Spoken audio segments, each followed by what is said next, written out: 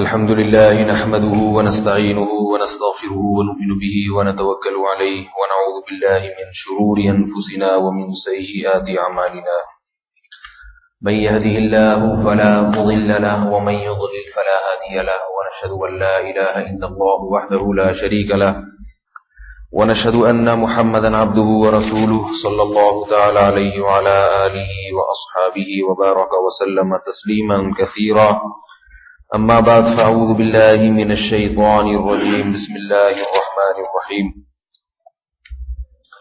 فبايعهن واستغفر لهن الله إن الله غفور رحيم يا أيها الذين آمنوا لا تتولوا قوما غضب الله عليهم قد يئسوا من الآخرة كما يئس الكفار من أصحاب القبور۔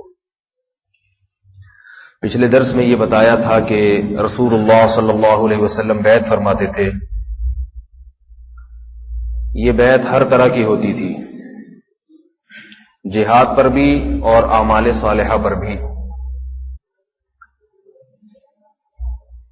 بعد میں وہ تمام کام جو رسول اللہ صلی اللہ علیہ وسلم کا منصب تھے، ان تمام کاموں کو الگ الگ شعبوں میں تقسیم کر دیا گیا اور ہر شعبے کا الگ نام رکھا گیا۔ جیسے آپ صلی اللہ علیہ وسلم نے جو مسائل بتائے تو ان کو فقہ کہا جاتا ہے، فقہی مسائل۔ صحابہ کے زمانے میں یہ نام نہیں تھا، یہ نام بعد میں دیا گیا ہے۔ تزکیہ نفس کو تصوف کا نام دیا گیا، تصوف۔ یہ نام صحابہ کے زمانے میں نہیں تھا، مگر تصوف صحابہ کے زمانے میں بھی موجود تھا۔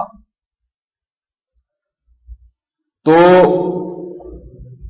اسی طرح بعد میں شروع میں ایسا ہوتا تھا کہ جس شخص کو بھی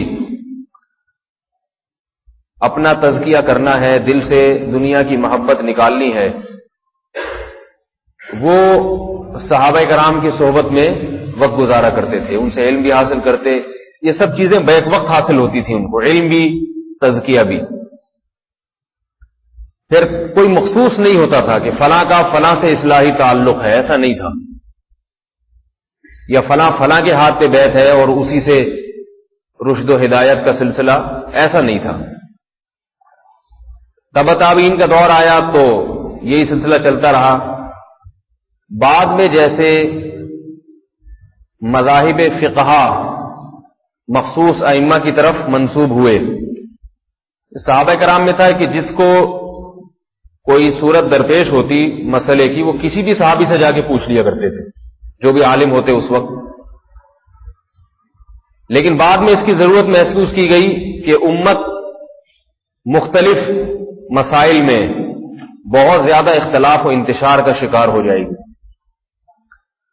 جیسے قرآن مجید کو مختلف قراءتوں پر، مختلف لہجوں پر پڑھنے کی اجازت دی گئی تھی، رسول اللہ صلی اللہ علیہ وسلم نے اجازت دی تھی۔ آج جیسے زبانوں کا اختلاف ہے نا، اردو یہاں کسی اور قسم کی ہے، حیدرآباد میں تھوڑا فرق ہوگا، ہندوستان میں تھوڑا اور فرق ہوگا، عربی میں بھی ایسا ہی فرق تھا۔ اللہ کے رسول صلی اللہ علیہ وسلم نے ہر عرب کو اپنے لب و لہجے میں قرآن پڑھنے کی اجازت دی تھی۔ لیکن جب یہ سلسلہ بڑھتا چلا گیا تو حضرت عثمان رضی اللہ تعالیٰ عنہ کو اس بات کا خوف ہوا کہ یہ اختلاف حدود سے تجاوز نہ کر جائے، لہذا وہ تمام نسخے جو اطراف عالم میں پھیل چکے تھے قرآن مجید کے، حضرت عثمان نے وہ تمام منگوائے اور سب کو آگ لگا کے جلا دیا۔ صرف اس نسخے کو باقی رکھا جو ارض حجاز کی عربی لغت پر تھا، جو حجاز کی۔ تبھی اس کو آج جو ہمارے ہاتھوں میں جو نسخہ ہے نا قرآن کو، اس کو مصحف عثمانی کہتے ہیں۔ اب دیکھیے یہ کیوں مصحف حضرت عثمان کی طرف کیوں منسوب کرتے ہیں اس کو؟ اس لیے کہ اس نسخے کو جمع کرنے والے کون ہیں؟ حضرت عثمان۔ اب کوئی بیوقوف یہ کہنے لگے شروع کرتے کہ ہمیں تو مصحف محمدی دکھاؤ، مصحف عثمانی نہیں چاہیے ہمیں۔ اسے کیا کہا جائے گا کہ یہ مصحف عثمانی یہ حضرت محمد صلی اللہ علیہ وسلم ہی کا مصحف ہے، کوئی الگ چیز نہیں ہے۔ اختلاف اور انتشار سے بچنے کے لیے آپ نے باقی تمام چیزوں کو، باقی تمام نسخوں کو ضائع کر دیا، کیونکہ لب و لہجے میں فرق آتا چلا جا رہا تھا، بڑھتا چلا جا رہا تھا۔ پھر دشمنان اسلام کو مزید موقع مل جاتا موقع مل جاتا اسلام کے خلاف سازشیں کرنے کا، تو حضرت عثمان کا اس امت پہ بہت بڑا انعام، بہت بڑا احسان۔ اس کی میں ایک مثال دیتا ہوں کہ تابوت کا لفظ جو ہے نا، تابوت کا لفظ یہ گولتا سے بھی لکھا جاتا ہے اور لمبی تا سے بھی۔ اس میں اختلاف ہوا کہ اس کو گولتا سے لکھا جائے یا لمبی تا سے لکھا جائے، تو حضرت عثمان نے فیصلہ فرمایا کہ ارض حجاز کی لغت میں کیونکہ لمبی تا سے لکھا جاتا تھا، اس لیے اس کو لمبی تا سے قرآن مجید میں لکھا گیا ہے، تو اہل حجاز کی لغت کا اعتبار کیا گیا۔ اس سے پتہ چلتا ہے کہ بعض دفعہ مصلحت کی خاطر باقی تمام ایک چیز کی بذات خود ثبوت ہوتا ہے، بذات خود ایک چیز ظاہر ہوتی ہے، لیکن مصلحت اور حکمت کی خاطر اس پہ پابندی لگا دی جاتی ہے۔ یہ کام ہوا ہے جب اسی طرح یاد رکھیے کہ رسول اللہ صلی اللہ علیہ وسلم نے فرمایا انزل القرآن علی 7 احرف۔ یہ میں بتانا چاہ رہا ہوں کہ تصوف کے جو 4 مشہور سلسلے ہیں نا، چشتیہ، قادریہ، نقشبندیہ، سہروردیہ، بعض لوگ اس کو بھی بدعت کہتے ہیں، یہ سلسلہ ہی کیونکہ نبی کے دور میں نہیں تھے لہذا سارے بدعتی ہیں۔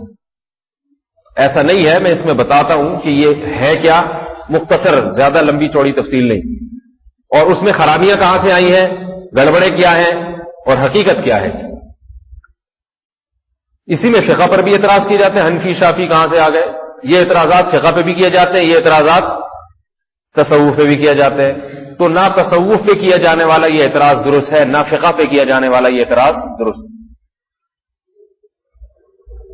رسول اللہ صلی اللہ علیہ وسلم نے فرمایا انزل القرآن علی 7 احرف، قرآن کو اللہ نے 7 قراتوں پر نازل کیا ہے۔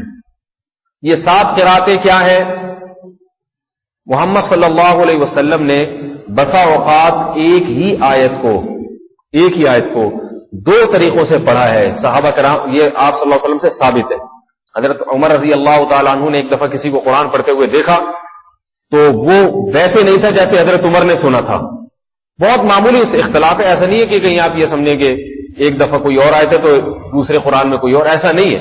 اس کی میں ایک مثال دیتا ہوں، جیسے والضحی واللیل اذا سجا، اس کو والضحی واللیل اذا سجا بھی پڑھا گیا ہے۔ آپ یہ جو قاری لوگ ہوتے ہیں نا، جو 7 شرح قاری مشہور ہوتے ہیں، یہ مختلف قراتوں میں قرات کرتے ہیں۔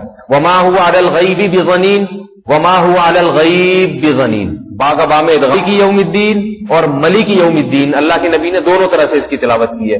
الحمدللہ رب العالمین الرحمن الرحیم، مالک یوم الدین ہی پڑھا ہے، ملک یوم الدین، مطلب دونوں کا، ملک اور مالک کا مطلب ایک ہی نکلتا ہے۔ اور ایاک نعبد و ایاک نستعین، اہدنا الصراط المستقیم صراط الذین انعمت علیہم غیر المغضوب علیہم ولا الضالین۔ عربوں میں ایک لغت تھی، علیہم کو علیہم پڑھتے تھے، وہ دونوں طرح پڑھا گیا، بعض قاری علیہم پڑھتے ہیں اس کو اور بعض علیہم پڑھتے ہیں۔ تو رسول اللہ صلی اللہ علیہ وسلم نے اجازت دی صحابہ کرام کو، تو حضرت عمر نے ایک صحابی کو دیکھا اس طرح سے جس طرح حضرت عمر نے قرآن نہیں سنا تھا، تو حضرت عمر تو دین کے معاملے میں بہت مضبوط تھے، تو فوراً ان کا گریبان پکڑ کے اللہ کے نبی کے پاس لے گئے۔ تو اللہ کے نبی نے ان سے بھی تلاوت سنی، فرمایا اسی طرح نازل ہوا ہے، حضرت عمر سے بھی سنی، فرمایا اسی طرح نازل ہوا ہے، تو اجازت دی۔ اب دیکھیے وہ قراتیں جو رسول اللہ صلی اللہ علیہ وسلم سے صحابہ کرام نے سیکھی، یہ قراتیں یقیناً صحابہ نے سیکھی، جن میں مشہور قاری عبداللہ بن مسعود تھے، حضرت ابو درداء رضی اللہ تعالیٰ عنہ تھے، ان تمام حضرات نے یہ قراتیں سیکھی ہیں، حفظ کی ہیں، بالکل لفظ بلفظ ایک حرف بھی آگے پیچھے نہیں ہونے دیا، جس نے جیسا سنا بالکل ویسا محفوظ کیا۔ تابعین نے یہ قراتیں سیکھی ہیں صحابہ کرام سے، ایک حرف آگے پیچھے نہیں ہونے دیا۔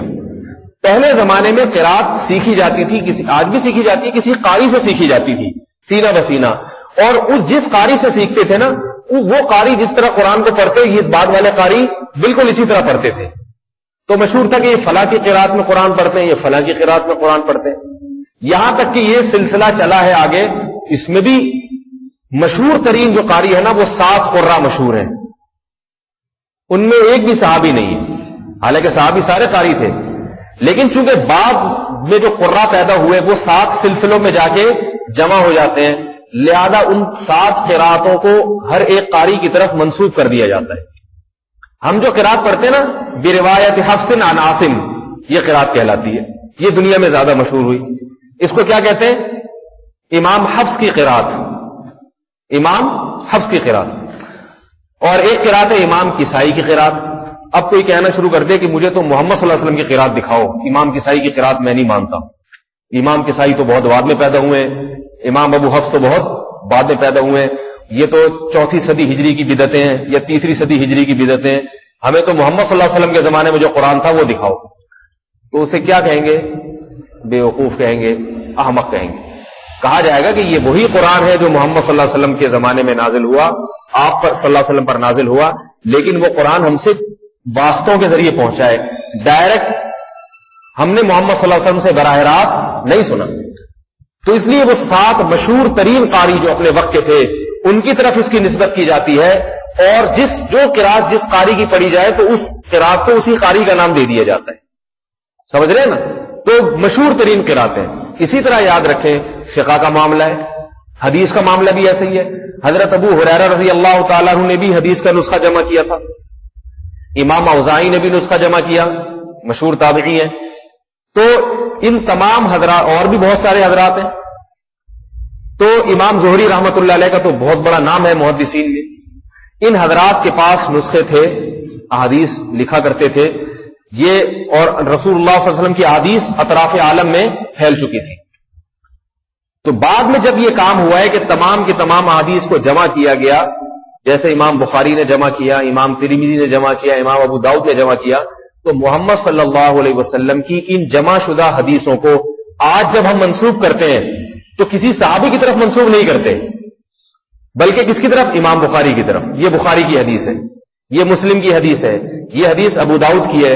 اب کوئی بھی اعتراض شروع کر دے کہ مجھے تو محمد صلی اللہ علیہ وسلم کی حدیث دکھاؤ، امام بخاری کی میں نہیں مانتا، تو کیا کہا جائے گا؟ اللہ کے بندے، یہ محمد صلی اللہ علیہ وسلم ہی کی حدیث ہے جو امام بخاری نے، جس واسطے سے حدیث ہم تک پہنچی ہے ہم اس واسطے کی طرف حدیث کو منسوب کر دیں گے. سمجھ میں آ رہی ہے بات؟ اس واسطے کی طرف منسوب کر دیں گے تاکہ یہ والا واسطہ دوسرے واسطے سے ممتاز ہو جائے. اب ہم جب کہتے ہیں نا یہ حدیث بخاری کی ہے تو اس کا مطلب محمد صلی اللہ علیہ وسلم سے مقابلہ کرانا نہیں ہوتا. اس کا مطلب یہ نہیں ہوتا کہ یہ محمد صلی اللہ علیہ وسلم کی نہیں ہے بلکہ بخاری کی. اس کا مطلب یہ ہوتا ہے کہ یہ بخاری کی ہے، ابو داؤد کی نہیں ہے، یہ ابو داؤد کی ہے، نسائی کی نہیں ہے. ایک واسطے کو دوسرے واسطے سے ممتاز کرنے کے لیے یہ کہا جاتا ہے. سمجھ رہے ہیں نا؟ جیسے ہم جب کہتے ہیں کہ یہ امام کسائی کی قرات ہے، امام ابو حفص کی نہیں ہے، اس کا مطلب یہ نہیں ہے کہ محمد صلی اللہ علیہ وسلم کی نہیں ہے. امام ابو حفص کا نام لیا جائے گا امام کسائی سے فرق کرنے کے لیے. سمجھ رہے ہیں نا؟ امام اعمش سے فرق کرنے کے لیے، ان سلسلوں سے فرق کرنے کے لیے لیا جائے گا. بالکل اسی طرح یاد رکھیں فقہ کے سلسلے اور تصوف کے سلسلے بھی بالکل ایسے ہی کہ جب صحابہ کرام دنیا میں پھیلے ہیں، صحابہ کے زمانے میں تو ایسا ہوتا تھا جس کو مسئلے کی ضرورت ہے سارے صحابہ مجتہد نہیں تھے، یاد رکھیں. بلکہ رسول اللہ صلی اللہ علیہ وسلم نے فرمایا، صحیح حدیث ہے، بلغوا عنی ولو آیتن فرب حامل فقہ غیر فقیہ. صحیح حدیث ہے یہ. فرمایا میری طرف سے ایک بات بھی سنو، آگے پہنچا دو، اس لیے کہ بسا اوقات علم کا حامل یعنی جس کے پاس علم ہے وہ خود فقیہ نہیں ہوتا. کیا مطلب؟ وہ خود اتنا سمجھدار نہیں ہوتا کہ میری اس حدیث کا مطلب سمجھ رہا ہے. جس کو آگے پہنچائے گا وہ بسا اوقات اس کا مطلب زیادہ بہتر سمجھتا ہے، وہ فقیہ ہوتا ہے. تو پتہ یہ چلا کہ صحابہ کے زمانے میں بھی فقہا اور غیر فقہا کا فرق موجود تھا.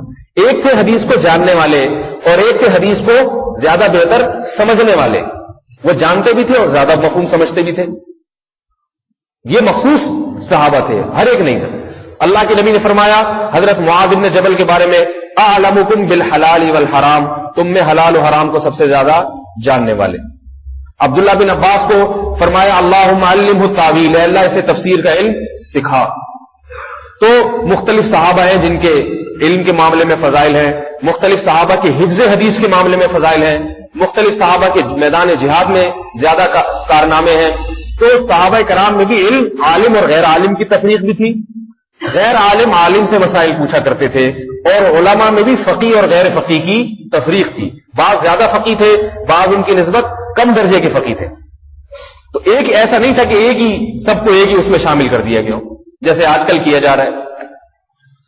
تو یہ سلسلہ جب آگے چلا ہے، عبداللہ ابن عباس رضی اللہ تعالیٰ عنہ یہ مکہ میں تھے، مکہ کے فقیہ مشہور تھے، اہل مکہ ان سے مسائل پوچھا کرتے تھے. مصر میں جابر ابن عبداللہ رضی اللہ تعالیٰ عنہ، اور کوفہ میں عبداللہ ابن مسعود رضی اللہ تعالیٰ عنہ. یہ سب خلفائے راشدین کی طرف سے تشکیلات تھیں، یہاں یہ لوگ مسائل بتایا کرتے تھے.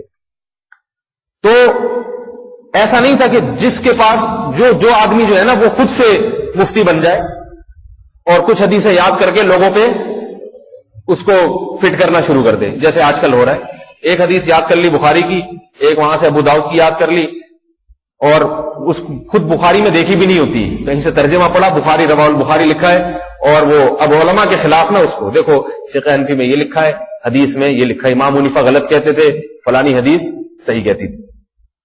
ایک تھوپنا شروع کر دیں گے ہر ایک کے اوپر. تو یہ سلسلہ کہاں؟ دیکھیے ایک بات یاد رکھیں، ہمیں اللہ نے حکم دیا ہے کہ جب تمہارا اختلاف ہو جائے تو اس کو اللہ اس کے رسول کی طرف پھیرو. یہ ہے یا نہیں؟ تو یاد رکھیں یہاں ایک مغالطہ ہوتا ہے بہت بڑا. مغالطہ یہ ہوتا ہے کہ ہمیں اللہ اس کے رسول کی بعض آیات یا بعض حدیثوں کی طرف پھیرا جائے، یا تمام آیات اور تمام حدیثوں کی طرف پھیرا جائے. جب بھی اختلاف ہو جائے تو پورے قرآن اور تمام حدیث کی طرف پھیرنے کا حکم ہے، بعض آیات اور بعض حدیث کی طرف پھیرنے کا حکم نہیں. اور پورے قرآن اور تمام حدیث کی طرف وہی پھیر سکتا ہے جو پورے قرآن اور تمام حدیث کا عالم ہو. آدھے قرآن کے ایک صاحب مجھے کہنے لگے کہ جب تمہارا اختلاف ہو جائے تو فلاں فقیہ کی طرف یا فلاں فقیہ کی طرف نہ پھیرو، قرآن کی طرف پھیرو. تو میں نے کہا پورے قرآن یا آدھا قرآن؟ انہوں نے کہا پورے قرآن. تو میں نے کہا پورے قرآن میں تو صحابہ کی اتباع کا بھی حکم ہے، والذین تبعوہم بإحسان، اللہ نے ان کو بھی داخل کیا ہے کہ جو صحابہ کی اتباع. پتہ یہ چلا کہ جو مسئلہ صحابہ کے اجماع کے خلاف ہے وہ مسئلہ درست نہیں ہو سکتا.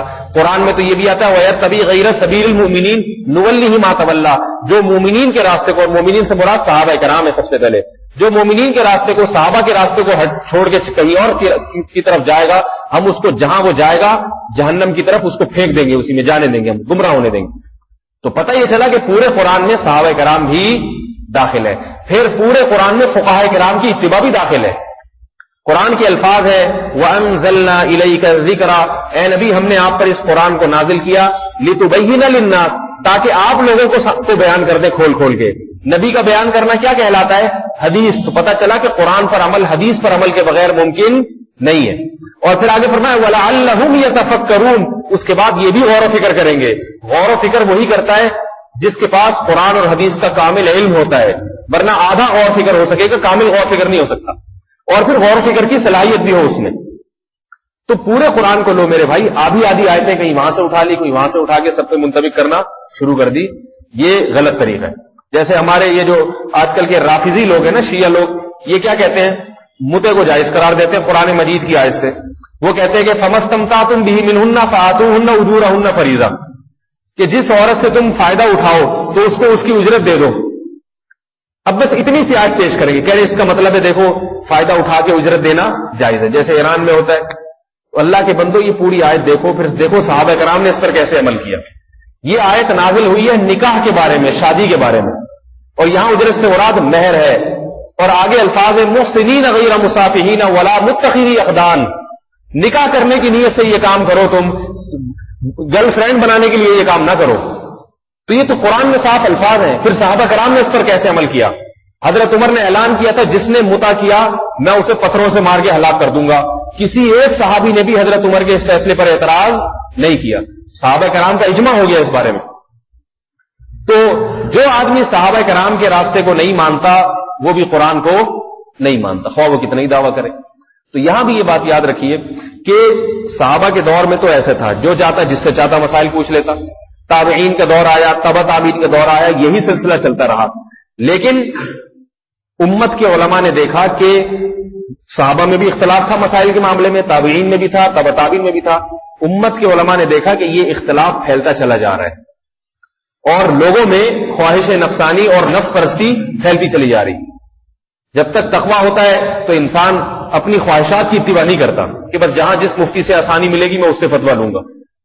لیکن جب یہ تقویٰ کا دور ختم ہوتا چلا گیا تو اس بات کی ضرورت محسوس ہوئی کہ ان اختلافات کو سمیٹ کے کم کیا جائے. سمجھ رہے ہیں نا؟ جیسے بہت ساری قراتیں تھی نا، حضرت عثمان نے سمیٹ کر کیا کر دیا؟ صرف ایک مصحف عثمانی میں جمع کر دیا ان تمام قراتوں کو. اس کے علاوہ تمام قراتوں کو کیا کر دیا؟ ضائع کر دیا. مصحف عثمانی کے مطابق جو ہوگی بس وہ پڑھی جائے گی، اس کے علاوہ نہیں. تو یاد رکھیے اسی طریقے سے یہ اس اختلاف کو سمیٹ کے 4 فقہ میں بند کر دیا گیا، جس کو حنفی، شافعی اور مالکی حنبلی کہا جاتا ہے۔ اب ان کی نسبت جو فقہ حنفی کی طرف کی جاتی ہے، یہ اس لیے نہیں کہ یہ محمدی فقہ نہیں ہے، معاذ اللہ، امام نبی علیہ السلام سے مقابلہ کرانے کے لیے نہیں ہے، یہ فقہ شافعی سے ممتاز کرنے کے لیے نسبت کی جاتی ہے، اور شافعی اس لیے کہا جاتا ہے تاکہ حنفی اور مالکی اور حنبلی سے امتیاز ہو جائے۔ اس سلسلے سے فرق کرنے کے لیے یہ نام لیے جاتے ہیں۔ یہ مقابلہ معاذ اللہ اسلام سے مقابلہ کرانے کے لیے، یہ اسلام ہی کے 4 مذاہب ہیں۔ اور یہ بھی ایک بات یاد رکھیں، کچھ دن پہلے میں وہ بیان سن رہا تھا کسی کے انٹرنیٹ پر، انہوں نے کہا یہ کیسے ہو سکتا ہے، اسلام تو ہے کہ یہ 4 مذاہب کیسے ہو گئے؟ ایک بات یاد رکھیں، یہاں بھی گڑبڑ ہوتی ہے، مذہب اور دین میں فرق ہے، سمجھ رہے ہیں نا؟ مذہب عربی میں کہتے ہیں جو آپ کی رائے ہو، تبھی کہتے ہیں یہ امام ابو حنیفہ کا یہ مذہب ہے، فلاں فقیہ کا یہ مذہب ہے، لیکن یہ کبھی نہیں کہا جاتا کہ اس میں امام شافعی کا دین یہ ہے اور امام ابو حنیفہ کا دین یہ ہے۔ دین دونوں کا کیا ہے؟ اسلام ہے۔ مذہب کا لفظ صحابہ کے بارے میں بھی کہ اب عبداللہ بن مسعود کا مذہب یہ تھا، حضرت عمر کا مذہب اس مسئلے میں یہ تھا، اب اس کا یہ مطلب تھوڑی دونوں کے الگ الگ مذاہب تھے، دونوں کے الگ الگ دین تھے۔ تو مذہب کا جو لفظ ہے نا، مذہب کا لفظ فقہ کی اصطلاح میں اور کتابوں کی اصطلاح میں مذہب کا لفظ رائے کے معنی میں آتا ہے، کسی 2 عالم کا اختلاف ہو جائے۔ اس کی میں ایک مثال دیتا ہوں، اللہ کے نبی صلی اللہ علیہ وسلم نے صحابہ کرام کو بنو قریظہ کی طرف بھیجا، مشہور حدیث ہے، کئی دفعہ سنا چکا ہوں میں۔ صحابہ کرام کو کہا کہ جب تک مقام پر نہ پہنچ جاؤ عصر کی نماز نہ پڑھنا۔ عصر کی نماز قضا ہونے لگی راستے میں، اب وقت سے صحابہ کرام کی صفوں میں اختلاف پیدا ہو گیا کہ بھئی ہم یہاں پڑھیں یا بنو قریظہ پہنچ کے پڑھیں۔ بعض کا خیال یہ تھا کہ بھئی اللہ کے نبی نے اجازت نہیں دی، لہذا نماز قضا ہو جائے ہونے دیں گے، جب تک مقام پہ نہ پہنچ جائے ہم نماز نہیں پڑھیں گے، سمجھ رہے نا بات؟ اور بعض کا خیال یہ تھا کہ نہیں، اللہ کے نبی نے کو عالم الغیب تھوڑی ہے، ان کو یہ تھوڑی پتا تھا کہ قضا ہو جائے گی نماز، یہ تھوڑی معلوم تھا کہ نماز قضا ہو جائے گی، لہذا ہم بہرحال نماز یہاں پڑھیں گے۔ دونوں میں سے کسی کا مقصد حدیث کی مخالفت نہیں تھی، لیکن حدیث کو سمجھنے میں دونوں کا اختلاف ہوا، سمجھنے میں۔ اور نبی علیہ السلام وہاں خود بنفس نفیس موجود نہیں تھے کہ جن سے پوچھا جاتا کہ آپ کی کیا مراد ہے، سمجھ رہے ہیں نا؟ آپ اللہ کے نبی، آپ کا مطلب کیا تھا، خود وہاں موجود تھوڑی ہے۔ اب رائے کے سمجھنے میں بعض نے کہا کہ یہ حدیث جس میں آتا ہے بنو قریظہ پہنچنے سے پہلے نماز نہ پڑھو، یہ حدیث اصل ہے اور اس پر عمل کیا جائے گا۔ بعض نے کہا، بعض نے رائے اختیار کی۔ رائے کا مقصد حدیث پہ رد کرنا نہیں، بلکہ حدیث کے معنی اور مفہوم کو سوچنا کہ نبی کی مراد کیا تھی، اس حدیث مراد حدیث کیا ہے، مراد نبی کیا ہے۔ مراد قضا کروانا تھا؟ نہیں، مراد تو یہ تھی کہ بھئی راستے میں خطرہ ہوتا ہے، ڈاکوؤں کا خطرہ ہوتا ہے اور مجاہدین ہے سارے، یہ تو مقام پہ پہنچ کے نماز پڑھے بہتر ہے۔ آپ کو یہ تھوڑی معلوم تھا کہ قضا ہو جائے گی۔ قرآن واضح لفظوں میں کہہ رہا ہے کہ درمیانی نماز، حافظوا علی الصلوات والصلاۃ الوسطی، درمیانی یعنی عصر کی نماز کی حفاظت کرو۔ ہم عصر کیسے قضا کر سکتے؟ دونوں کی رائے میں اختلاف ہوا، تو اب ہم کیا کہیں گے کہ بعض صحابہ کا مذہب یہ تھا کہ عصر پڑھ لی جائے، بعض صحابہ کا مذہب یہ تھا کہ عصر بولو بھائی نہ پڑھی جائے، اور یہ اختلاف حلال و حرام کا ہوا ہے صحابہ کرام میں۔ بھی کچھ دن پہلے ایک میں نے ویڈیو کو جماعت المسلمین والوں کے کوئی مولوی صاحب بیان کر رہے تھے، وہ کہہ رہے تھے یہ کیسا حنفی شافی میں حلال و حرام کا اختلاف ہو جاتا ہے، یہ تو الگ الگ مذہب ہے، یہ اسلام تھوڑی ہے۔ تو میرے بھائی یہ سوچنے کی بات ہے کہ صحابہ کرام میں حلال و حرام کا اختلاف ہوا ہے، اور علماء اس حلال و حرام کے اختلاف کو مذہبی سے تعبیر کرتے ہیں۔ بعض صحابہ کا یہ مذہب تھا کہ پڑھی جائے، بعض صحابہ کا یہ مذہب تھا کہ نہ پڑھی جائے۔ تو یہاں مذہب کا یہ مطلب نہیں کہ بعض کا اسلام کچھ اور تھا، بعض کا اسلام کچھ اور تھا، دونوں کا اسلام قرآن و حدیث ہی تھا، سمجھ رہے ہیں نا؟ لیکن اس قرآن حدیث کو سمجھنے میں اختلاف ہو گیا، اپنی اپنی رائے پر ہر ایک نے عمل کیا۔ جب یہ لشکر نبی کے پاس واپس لوٹا ہے، فَلَمْ يُعَنِّفْ أَحَدًا مِّنْهُمْ، حدیث کے الفاظ ہیں اللہ کے نبی نے کسی کو بھی ملامت نہیں کی، اور قیامت تک ایک اصول دے دیا کہ فقہی مسائل میں حدیث، قرآن اور حدیث کو سمجھنے میں اگر اس امت کے علماء اور مجتہدین کا اختلاف ہوگا تو اس اختلاف میں کسی کو ملامت کرنے کی اجازت نہیں ہے، اور دو متضاد احکام پہ عمل کر کے بھی دونوں ایک ہی اسلام اور ایک ہی دین پر عمل کرنے والے کہلائیں گے۔ نہیں آ رہی میرے خیال بات؟ اس سے پتہ چل گیا کہ امام شافعی جو کہتے ہیں نا کہ امام کے پیچھے فاتحہ پڑھنا فرض ہے، اور امام ابو حنیفہ کہتے ہیں امام کے پیچھے فاتحہ پڑھنا جائز نہیں ہے، یہ دونوں الگ الگ مذہب ہو کر بھی ایک ہی اسلام ہے، ایک ہی دین ہے۔ یہ مذہب الگ ہے مگر دین کیا ہے؟ یہ ایک ہے، یہ الگ الگ راستے نہیں ہے۔ کیوں؟ وجہ اس کی یہ ہے کہ دونوں کا مقصد قرآن اور حدیث ہی ہے، دونوں کے اصول قرآن حدیث کو فہم میں اختلاف ہوا ہے، فہم میں اختلاف۔ امام ابو حنیفہ نے یہاں قرآن کو اصل قرار دیا۔ قرآن کے الفاظ کیا ہیں؟ اذا قرئ القرآن فاستمعوا له وانصتوا، جب قرآن کی قرات کی جائے تو غور سے سنو اور خاموش رہو، ہے یا نہیں؟ تو انہوں نے کہا کہ یہ فاتحہ کو بھی شامل ہے اور فاتحہ کے علاوہ باقی صورتوں کو بھی شامل ہے، جیسے کہ ان صحابہ نے کہا نا کہ حافظوا علی الصلوات والصلاۃ الوسطی، درمیانی نماز، تو انہوں نے اس قرآن کی آیت کو اصل سمجھا اور حدیث میں تعویل کر دی کہ بھئی حدیث سے مراد یہ ہے کہ بشرطے کہ یہاں پڑھنے کی نوبت بھی آئے، نماز قضا نہ ہو۔ اور امام شافعی رحمۃ اللہ علیہ نے کیا کہا کہ یہ آیت ان میں میرا خیال ہے یہ تعویل کی کہ یہ خطبے سے متعلق ہے، یہ نماز سے متعلق ہے، یہ فاتحہ کے علاوہ باقی صورتوں کے بارے میں ہے، اور وہ جو حدیث لا صلاۃ الا بفاتحۃ الکتاب کہ فاتحہ کے بغیر نماز نہیں ہے، اس کو عام کر دیا انہوں نے کہ وہ امام کے لیے بھی ضروری، مقتدی کے لیے بھی ضروری۔ تو ان میں سے کسی کا مقصد بھی قرآن حدیث کی مخالفت نہیں تھی۔ یہی وجہ ہے کہ صحابہ کرام میں بھی یہ مسئلہ میں اختلاف تھا، بعض کہتے تھے امام کے پیچھے فاتحہ پڑھی جائے گی اور بعض صحابہ کہتے تھے امام کے پیچھے فاتحہ نہیں پڑھی جائے گی۔ اسی طرح یاد رکھیں یہ رفع الیدین کا مسئلہ بہت اچھالا جاتا ہے، وہ بخاری کی حدیث دکھائی جاتی ہے نبی نے رکوع میں جاتے رفع الیدین کیا۔ اب بعض لوگ میرے پیچھے نماز نہیں پڑھتے، یہاں پہ میرے پیچھے کہتے ہیں یہ رفع الیدین کیے بغیر کیونکہ نماز ہوتی نہیں ہے، کیونکہ یہ سنت کے مطابق نماز نہیں، لہذا ہماری نماز ہوتی نہیں ہے۔ تو یہ بھی غلط ہے بھائی، اس میں بھی فقہا کا اختلاف ہوا ہے کیونکہ دلائل دونوں طرف ہیں، اس لیے کسی ایک کو رد نہیں کیا جا سکتا، کسی ایک کو غلط نہیں کہا جا سکتا، دلائل دونوں طرف ہے۔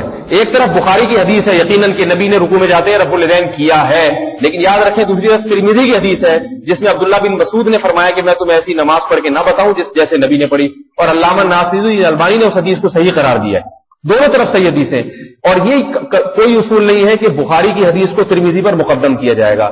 جب دو صحیح حدیثیں آپس میں ٹکراتی ہیں تو پھر ان میں ہر مجتہد کے ترجیح کے اپنے اصول ہیں، سمجھ میں آئے گی۔ بخاری مسلم تو بعد میں لکھی گئی ہیں اور یہ فقہی مسائل کو حل کیا گیا ہے بخاری اور مسلم کے لکھنے سے پہلے سمجھ میں۔ امام ابو حنیفہ امام بخاری سے بہت پہلے گزرے ہیں، امام شافعی امام بخاری سے پہلے گزرے ہیں، امام احمد بن حنبل امام بخاری کے استادوں میں سے ہیں، اور امام مالک تو بہت ہی پہلے گزرے ہیں۔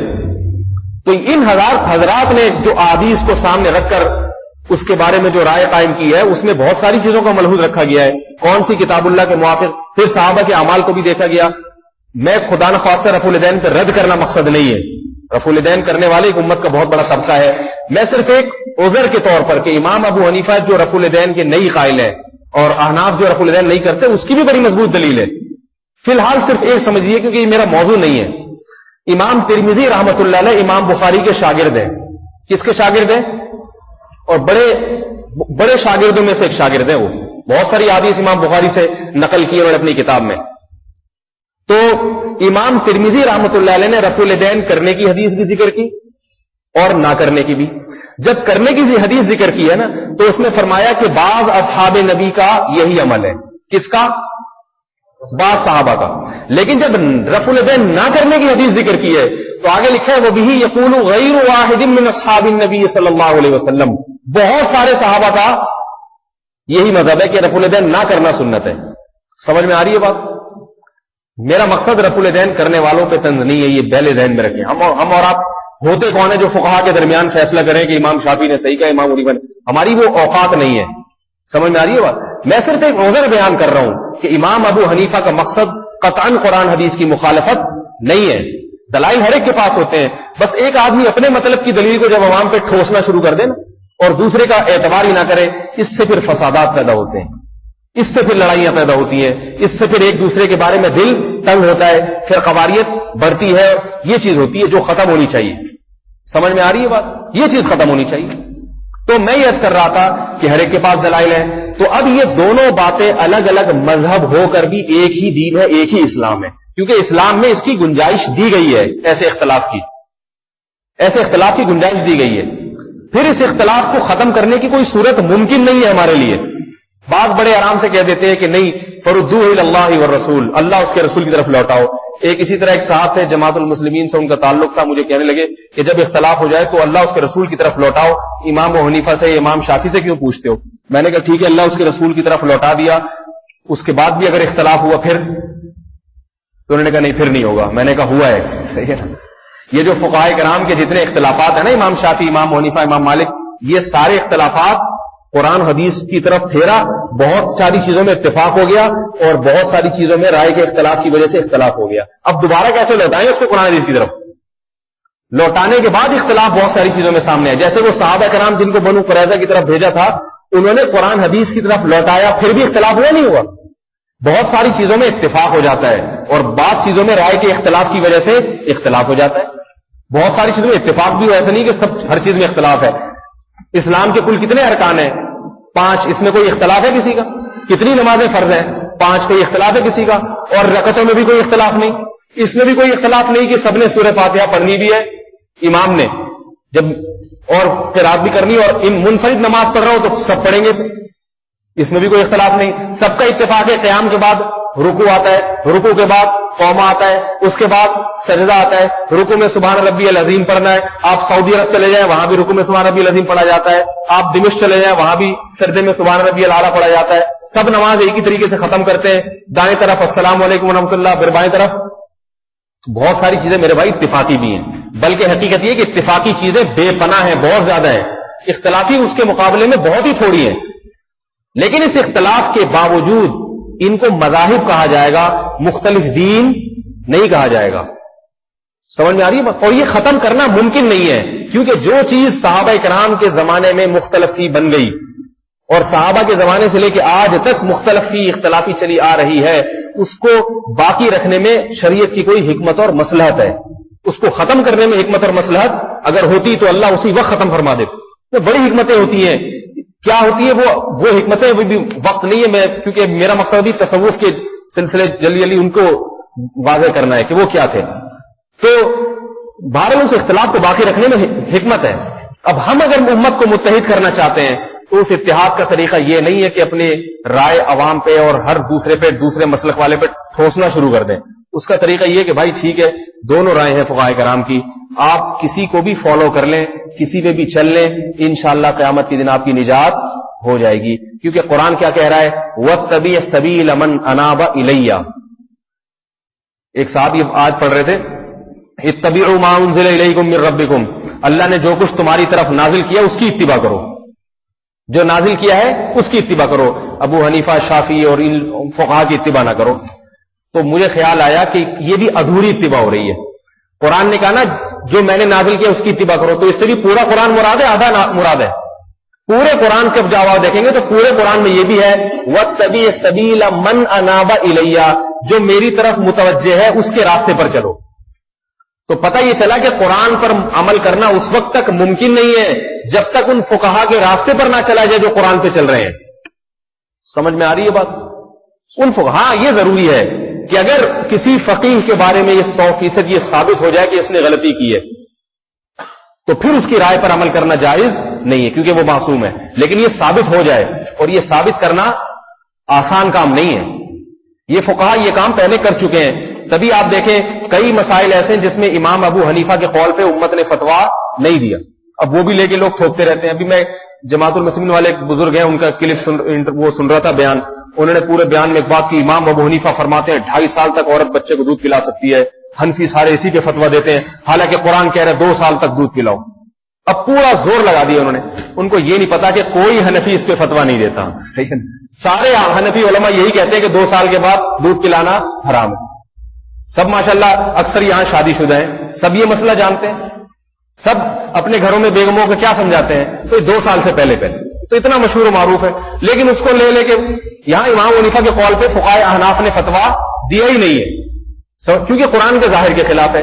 امام ابو حنیفہ رحمۃ اللہ علیہ فرماتے ہیں دار الحرب میں جو کافر جس سے لڑائی ہوتی ہے نا، جنگی کافر، اس سے سود لینا جائز ہے. یہ امام حنیفہ کا فتوا ہے.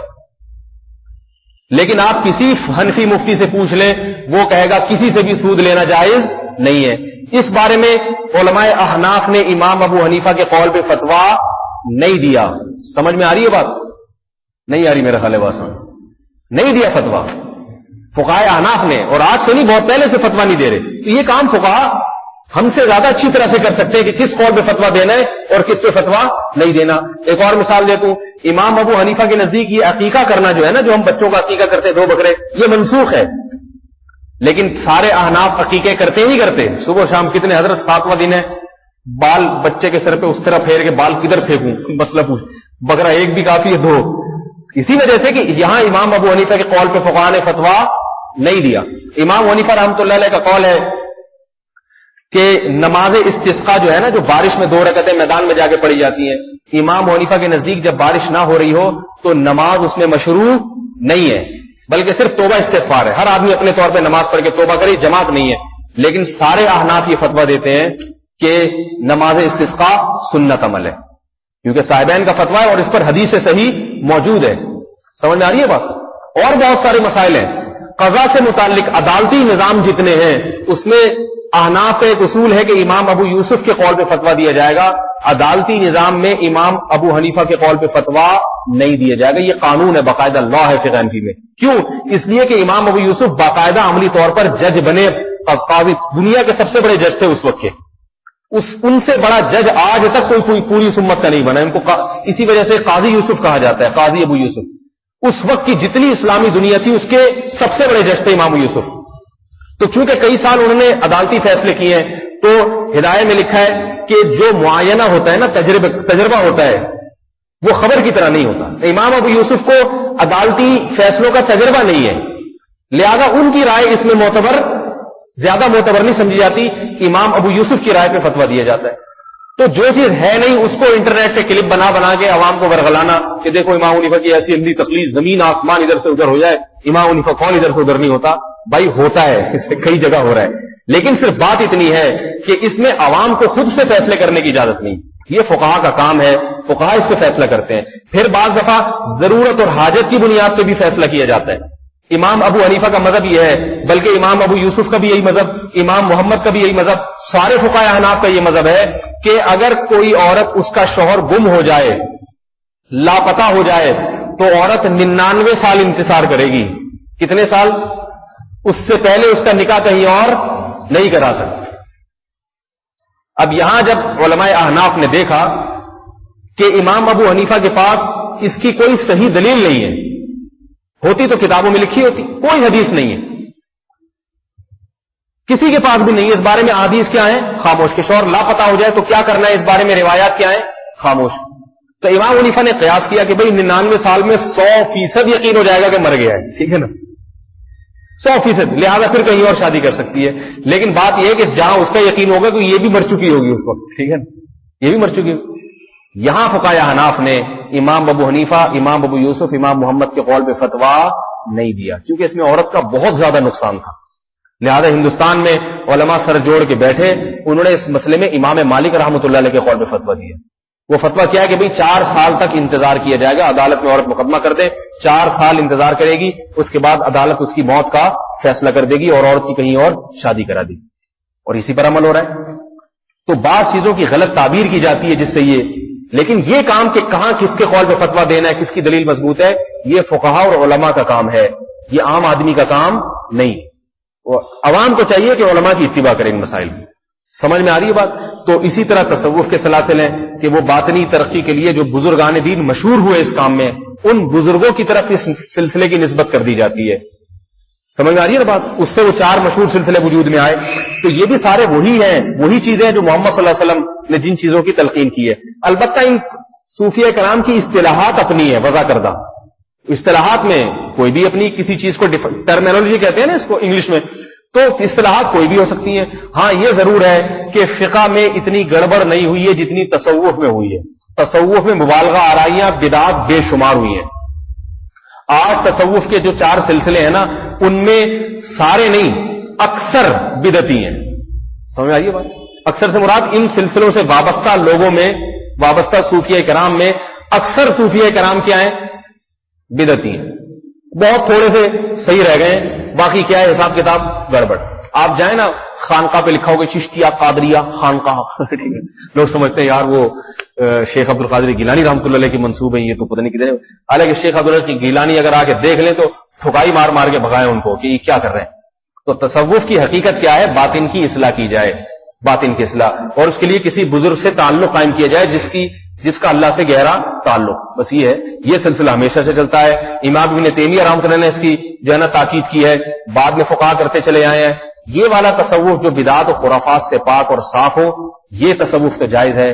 باقی جو تصوف عام طور پہ معاشرے میں رائج ہے، اس کی کوئی حقیقت نہیں ہے شریعت. اس میں مبالغہ آرائیاں ہیں، شرکیہ باتیں ہیں. حقیقت میں وہ شرکیہ نہیں ہے، لیکن ان کا وہ الفاظ ایسے گھمائے پھرائے ہوتے ہیں کہ وہ عوام کو شرکی لگ رہا ہوتا ہے. تو ایسی بات عوام کے سامنے کیوں کی جائے جو عوام کی فہم سے بالاتر ہو اور اس سے شرک ٹپک رہا ہو. ابھی کچھ دن پہلے بس ایک واقعہ سنا کے بعد ختم کرتا ہوں. میں کسی کے پاس بیٹھا ہوا تھا، وہ بھی کسی تصوف کے سلسلے کے مشہور ہیں، عالم بھی ہیں اور بڑے مشہور صوفی بھی ہیں. میں وہاں بیٹھا ہوا تھا تو کوئی ان کے پاس آ گیا اور پوچھنے لگا، حضرت کہ ہمیں بہت سے سڑکوں پہ مجذوب نظر آتے ہیں، ٹھیک ہے نا. تو مجذوب تصوف کی اصطلاح میں کہتے ہیں وہ بزرگ جو اللہ کی محبت میں پاگل ہو گئے ہوں. اللہ کی محبت میں کیا ہو گئے ہوں؟ پاگل. تو ان کا بڑا احترام کیا جاتا ہے، اللہ کی محبت میں جو ہے نا وہ یہ دیوانے ہو گئے. بعض ایسے دیوانے ہو کے جنگلوں میں نکل جاتے تھے، ان کو گناہ اس لیے نہیں ملے گا کہ وہ دیوانے ہو گئے، ورنہ جنگلوں میں نکلنا یہ رہبانیت ہے جس سے اللہ کے نبی صلی اللہ علیہ وسلم نے منع کیا. لیکن بعض دیوانے ہو گئے، پاگل ہو گئے. تو اب پہلے زمانے میں ایسے بہت ہوا کرتے تھے، آج کل ڈرامے بازی اس میں زیادہ ہے. دوسری بات یہ اگر کوئی حقیقت میں پاگل ہوا بھی ہے تو پہلی بات تو یہ کہ اتنی عبادت کرنا جس سے پاگل ہو جائے یہ جائز نہیں. اور اگر کوئی پھر بھی بیچارہ غلطی سے ہو گیا تو اس کو اپنے حال پہ چھوڑ دیا جائے گا. اس سے مسائل نہیں پوچھے جائیں گے، مسائل علماء سے پوچھے جائیں گے. حلال و حرام کا علم علماء جانتے ہیں، قرآن حدیث کا علم علماء جانتے ہیں. اور آج کل تو وہ والے مجذوب ہیں بھی نہیں، عجیب سے ہی ہوتے. تو ایک صاحب آئے، کہنے لگے وہ صوفی صاحب سے کہ مجھے مجذوب نظر آتے ہیں. بعض ایسے لوگ نظر آتے ہیں ننگ دھڑنگ بیٹھے ہوں گے سڑکوں پہ، لیکن میں ان کو اس لیے کچھ نہیں کہتا کہ ہو سکتا ہے کوئی پہنچے ہوئے بزرگ ہو، ٹھیک ہے نا، ہو سکتا ہے کہ یہ کوئی پہنچے ہوئے ہوں.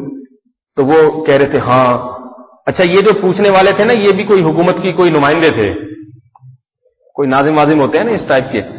تو ان کو اختیار ہے، پولیس ان کے کنٹرول میں پکڑ کے ایسے چرسیوں کو اریسٹ کر دینا، جیل میں ڈال دینا. تو یہ ڈالتے نہیں تھے کہ کہیں کوئی پہنچے ہوئے، یا جو مزاروں پہ مجاور بیٹھے رہتے ہیں ہو سکتا ہے کوئی بہت بڑے پہنچے ہوئے بزرگ ہوں اور اللہ کی محبت میں دیوانے ہو گئے. تو وہ صوفی صاحب ان کو بڑے آرام سے ہاں بھائی ایسا ہے تو صحیح بزرگ. وہ کہہ رہے داڑھی بھی نہیں ہوتی ان کی، کہہ رہے ہو سکتا ہے اللہ کی محبت میں داڑھی کاٹ لی ہو، صحیح. تو وہ ایسے دبے دبے لہجوں میں، میرا بس نہیں چل رہا لیکن میں عمر میں چھوٹا ان سے. میں نے کہا میں ان کو بولوں حضرت ان کو بولو کہ ایسا کوئی نظر آئے پکڑ کے اس کو چترول لگاؤ، بس مار کے بھرگس نکال دو اس کو. ہم شریعت کے احکام کے مکلف ہیں، ہمیں کوئی ایسا اوٹ پٹانگ چیز نظر آتی ہے ہم اس کو معاشرے میں برداشت نہیں کریں. منصور حلاج جو تھے نا ان کے بارے میں صوفیہ کرام یہی کہتے تھے کہ بہت بڑے بزرگ ہیں، ممکن ہے ہوں گے بہت بڑے بزرگ، اور وہ اللہ کی محبت میں اتنے دیوانے ہو گئے کہ انا الحق میں اللہ ہوں یہ کہنا شروع کر دیا انہوں نے. تو ان کا مطلب یہ نہیں تھا کہ میں الہ ہوں، خدائیت کا دعویٰ نہیں تھا، بس وہ اللہ کی محبت میں ایسے دیوانے ہو گئے ان کو پتہ نہیں چلتا کہ میں کیا کہہ رہا ہوں. بہت سے علماء نے کہا، بہت سے بزرگوں نے کہا کہ بھئی یہ بہت بڑے اللہ والے ہیں، لیکن اسلامی حکومت تھی. اسلامی حکومت میں مفتیوں سے پوچھا گیا، مفتیان کرام نے کہا ان کی گردن اڑا دو. کیا کہا؟ ان کی گردن. عوام یہ چیزیں نہیں جانتی کہ یہ پہنچے ہوئے ہیں، یا عوام تو یہ گئی کہ خدائی کا دعویٰ کر رہے ہیں، کل کچھ لوگ سجدہ کرنا شروع کر دیں گے. ان کی گردن اڑا دی گئی. تو شریعت کے ظاہری احکام کے ہم مکلف ہیں. ہمیں کوئی ایسا اوٹ پٹانگ سا عجیب سی کوئی چیز نظر آتی ہے ہم اس کو بولیں گے بھائی انسان بننے کی کوشش کرو. حکیم الامہ مولانا اشرف علی تھانوی رحمۃ اللہ علیہ کے پاس جب کوئی آتا نا بزرگ بننے کے لیے تو فرماتے تھے انسان بننے کے لیے آؤ، میرے پاس بزرگ بننے کے لیے نہیں آؤ، انسان بن جاؤ. یہ بہت بڑی بات. تو انسان بن جائے، انسان اخلاق و آداب آ جائیں، والدین کے احترام آ جائیں، یہی اسلام میں رہبانیت ہے. تو تصوف کی حقیقت سے آشنا نہ ہونے کی وجہ سے بہت سے لوگ تصوف پہ الزامات لگانا شروع کر دیتے ہیں، جو الزامات غلط ہیں، جس کی حقیقت نہیں ہے. کسی کے برے عمل کو دیکھ کے سب کو برا سمجھنا شروع کر دینا یہ جائز نہیں ہے. لیکن یہ بات یاد رکھیں اس کی ضرورت ہر ایک کو ہے، چاہے وہ اصطلاحات استعمال نہ ہوں. باطنی ترقی کی ضرورت ہر ایک کو ہے، اور وہ صحبت کے بغیر، اہل اللہ کی صحبت کے بغیر باطن انسان کا ترقی نہیں کرتا. اس لیے کسی نہ کسی بزرگ سے، کوئی اللہ والے سے تعلق ضرور قائم کریں. اور یہ کہنا کہ اللہ والے اس وقت ہے ہی نہیں، یہ بات غلط ہے. قیامت تک اہل اللہ موجود رہیں گے. اللہ تعالی ہم سب کو اہل اللہ سے تعلق نصیب فرمائے، اللہ کے جو اولیاء کرام ہیں ان سے محبت نصیب فرمائے، اور ہمارے ظاہر اور باطن کی اصلاح فرما دے. سبحانک اللہم و بحمدک، نشہد ان لا الہ الا انت، نستغفرک و نتوب الیک.